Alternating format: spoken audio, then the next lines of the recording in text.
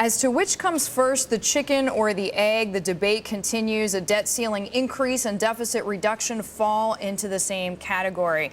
Though the U.S. debt situation is not hypothetical. U.S. CDS is soaring. Foreign investors are on edge. 2 credit rating agencies threatening to downgrade. We bring in now 2 policy experts. Douglas Holtz-Eakin is the president of the American Action Forum. He is also a former Congressional Budget Office director. Joe Minarik is the director of research and senior vice president at the Committee for Economic Development. He is a former associate director of economic policy for the U.S. Office of Management and Budget. They are both joining us now from Washington. Gentlemen, good morning. Thank you so much for being with us. Doug, I'm going to start with you because you've said in the past if a decision is made on the deficit, a debt ceiling increase will follow naturally. In the meantime, though, we have some really strong language coming out from China, for example, getting anxious, saying the U.S. is playing with fire by not raising the debt ceiling. How much of this anxiety has to govern what we do here in the U.S.? I think there's good reason to be anxious. There's no reason why the United States should not be a good steward of its credit rating. But it's important to remember that if we did not have a debt ceiling, we'd still have a very big problem. And we'd have international credit rating agencies saying to the United States, you need to get your fiscal house in order because the U.S. is treading perilously close to the line at which you get a sovereign debt crisis. So the primary objective should be to fix the underlying fundamental problem, the enormous debt accumulation we've had and will see in the years to come. And along with that will naturally come an increase in the debt ceiling. So you've got these 2 problems. One's a symptom of past spending, and that's the debt ceiling. The other's a threat to our future. Solving them both is the right thing to do. Joe, solving them both. You disagree, though, with Doug on the order, right? Well, I disagree with China. We're not playing with fire. We're playing with plutonium. The downside of a default is enormous. Not just with China, not just with our foreign official and private investors, but also with domestic investors. The right thing to do is to raise the deficit, raise the debt limit and solve the deficit problem. And we should do both of them as quickly as possible. The closer we get to this debt limit problem, the closer the danger that the markets are going to be fed up with us and we're going to have an adverse reaction. Well, we just heard from our reporter Sarah Eisen saying it costs more now to insure U.S. debt than it does to insure the debt of Panama or Mexico, which probably a few years ago would have been unheard of. Doug, how much is Washington paying attention to the credit agencies, so to the market, to the credit agencies? How likely is it that these pressures are going to force both sides of the aisle to get something done? Well, one would hope they were listening carefully. I'm actually disappointed at the lack of attention being paid to this issue. This is the top threat to the U.S. economy. It is the #1 issue facing our country. And I believe the president himself should be sitting daily with members from the House and the Senate to solve this problem. The notion that you could delegate this to the vice president, meet every other week, and somehow look serious about it, I think is extremely misplaced. This is a top issue. It requires presidential leadership, and we should be sending that message not just to credit markets, but to the American people who need to understand how important this is. Joe, what is the one thing, I mean, we all seem to agree this is a key issue. What is the one thing that both sides could give? I mean, you've been in Washington a long time to get a solution done.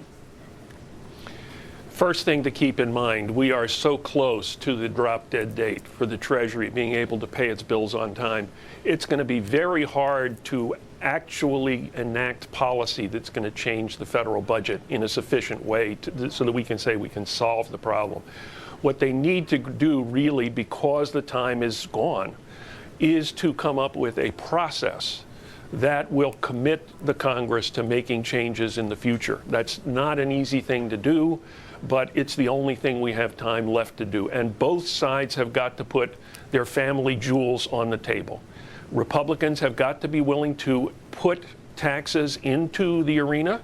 Democrats have got to be willing to put entitlements, including Medicare and Social Security, in the arena. If they don't make that mutual concession, we haven't got a chance. Doug, is that our best hope of coming? Go ahead. No, I don't think so. I think first and foremost, it's important to recognize that real policy changes, actual changes to entitlement programs, actual cuts in discretionary spending are far more compelling to credit markets than our promises to do that in the future. So I think we should always prefer policy changes to process changes. The House Republicans have already laid out the fact that they will raise the debt limit anytime if there's some spending cuts. So we can get a temporary increase in the debt limit at any moment, however painful it might have been to those Republicans. I think it now falls to Democrats, who do control Washington. They have the White House, the Senate, to get serious about raising the debt limit. It has always been the responsibility of those who control Washington to raise the debt limit, and we haven't seen anything in the Senate. Harry Reid's been missing in action. They need to get to the table and start making the kinds of policy changes that will be compelling to markets. Joe, do you think that that's true, that Democrats bear more of the responsibility at this point in the game? Responsibility in Washington is shared. Brilliant insight. Democrats control the Senate, Republicans control the House. A piece of legislation to increase the debt limit has to pass both chambers. It has to be bipartisan. The two sides share responsibility. I agree with Doug that policy is better than process. I wish that people had listened to Doug 6 months ago. We're out of time. The House has 14 working days between now and August 2nd. That's all. And in that time, we are not going to make the necessary process changes, policy changes to actually solve What's this the problem. worst case scenario, Joe, in your view? Or are we already there? If we get to the point where the Treasury Secretary cannot pay his bills on time, then we have to decide, who don't we pay? Is it our servicemen? Is it the oil contractors whose fuel the Department of Defense burns? Is it Social Security beneficiaries, but somebody doesn't get paid? And at that point, I think the markets react. Doug, what do you think the likelihood is of that worst case scenario on a scale of 1 to 10, all the things that Joe just listed? Oh, it's something like 0.5. We're not going to go there. There's a route to improved debt outlook. There's a route to an increase in the debt ceiling. And there's 2 months to do this. And so we shouldn't be prisoners to the history of low standards in the House and the Senate. They may believe they have 14 working days, but real Americans are going to work a lot more than 14 days in that period. They can, too. Thank you so much both for your time. Douglas Holtz-Eakin joining us there, president of the American Action Forum, former CBO director. Joe Minarik, the director of research and senior vice president at the Committee for Economic Development.